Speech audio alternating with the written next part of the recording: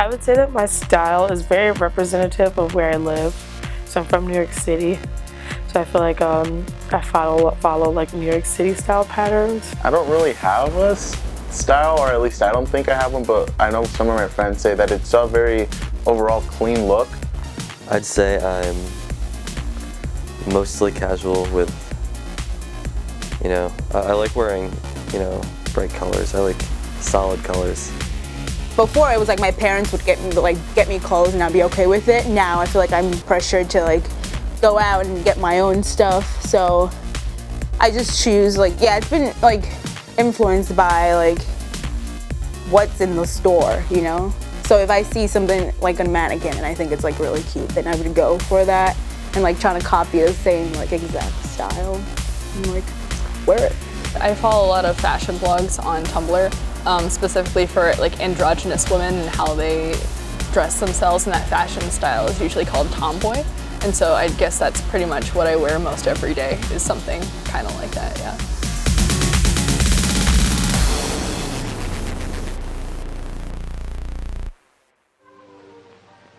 Tea, Patsy? And congratulations on your big dippy blue hat and that beautiful blue chiffon dress. It has a long waistline, too. Martha wears a gay frock with bright flowered skirt and a severe blue jersey bodice. Red, white, and blue is her patriotic color scheme.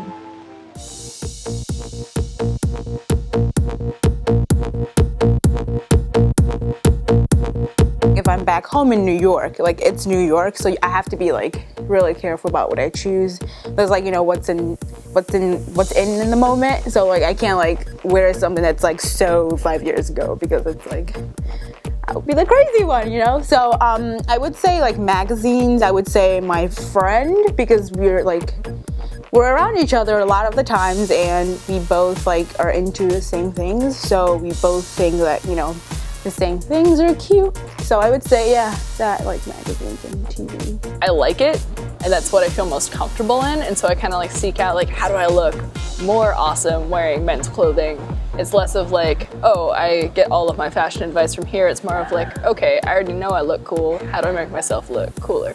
Size influences my style. Oh, colors. Because I guess with my skin tone, certain colors look nice, and then other colors probably just make me look washed out and tired.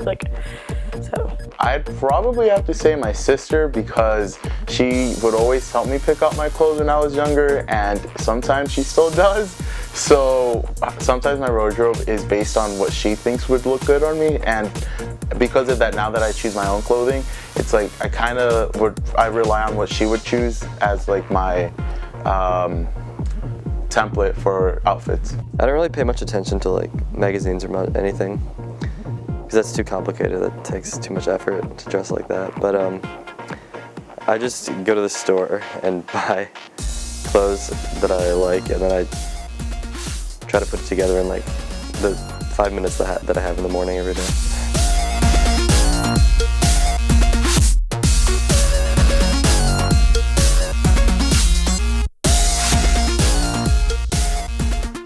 I like your green and white striped dress, Alice. It's so attractive. Stripes, parasols, tunics, and snoods are summer favorites. Ever since I was really little, I've liked boys' clothing, traditional men's clothing, and it's just what I felt most comfortable in. I never liked the color pink. I never felt comfortable in skirts or dresses, and I don't know what that is. It's just I never did. And so I've always kind of worn these kind of clothes, and that kind of fluctuated. You hit middle school and people are you need to wear dresses and you need to be girly, and it's what you need to do to fit in and be socially normal. But so I had that period where I wore skirts every day, and then I went right back into wearing what I feel comfortable in, and it's kind of escalated and going from wearing guys' clothing and not sure how to look good and be presentable in society. Wearing men's clothing, it's kind of I'm gonna wear a polo and some cargo shorts and look really weird, to looking kind of stylish. And it's changed with fashion becoming more accepting of men's clothing, especially recently in the past 5 years or so. There's a lot of women wearing men's dress clothes, especially in high fashion, and so it's kind of taken off with that too. Because of society and the way I guess pictures or frames of male dresser versus female dresser, I kind of get influenced. I sometimes become hesitant wearing too bright, colorful colors because it's usually not seen in male clothing, whereas it's seen more in female clothing. So I sometimes avoid that, but ever since coming to K, I've kind of stopped caring, and I've started to buy things that are a bit more, it can be unisex, yet sometimes people perceive it more as leaning towards female or leaning towards male. I've started to break that boundary between myself. I don't really pay that much attention to what my friends wear, so I don't know if they pay that much attention to what I wear, and so that's why I don't put that much thought into what other people think about what I'm wearing, but I just try to look, at least, I guess, our definition of presentable. I'd say presentable is, I guess, clean clothes and not torn, other than, I guess, exceptions for jeans and stuff, but just clothes that look okay together. But usually I just wear jeans and some kind of shirt. Sometimes I wear something with a collar if I'm feeling like fancy on that morning. I grew up in a really conservative family, so I wasn't allowed to wear leggings until like I don't even think I'm allowed to wear leggings now. So like I wear it because I'm in college and my parents are at home, so like they don't see me when I wear leggings. So they just believe that like certain parts of, you know,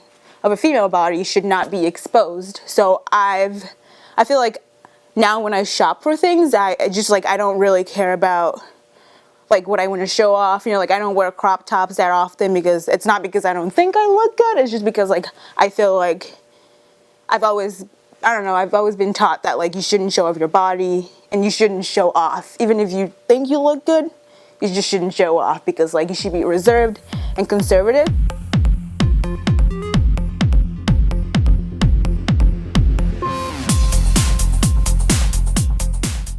That's right. Come down and look the sparkler over. Alice wears a two-tone chiffon. Turn around, dear. Blue and gray with a matching cape. Patsy looks like a peppermint stick in her red and white candy stripes. Sweet as can be. One thing about gender roles and like fashion specifically is it's a lot easier for like women or like female identified or female bodied people, I guess is the best way to say it. Female bodied people can more easily wear like traditionally men's clothing because it's just seen as like it's like raising your status because like men are considered to be higher because of patriarchy or whatever.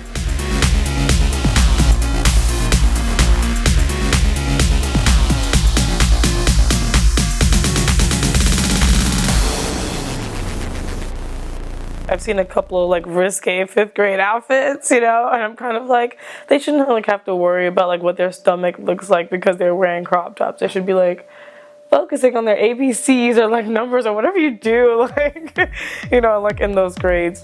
But then I think after, like when you're of age, able to make your own decisions, then I think it's a positive change because now you can like express yourself in any way that you want. If you want to be revealing, you can. If you don't want to, that's also fine. It's very interesting because you can tell like someone's like personality by just the way they dress.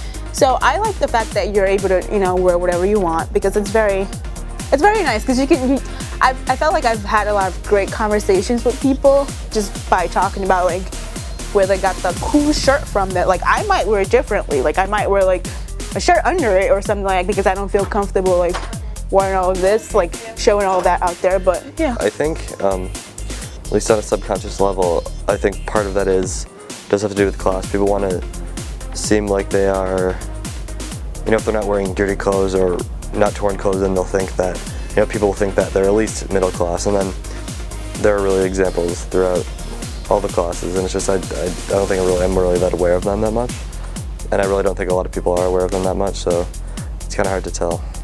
I'm a solid middle, as opposed to just dressing like a man or pretending to be a man. Like I never hide the fact that I am a female-bodied person.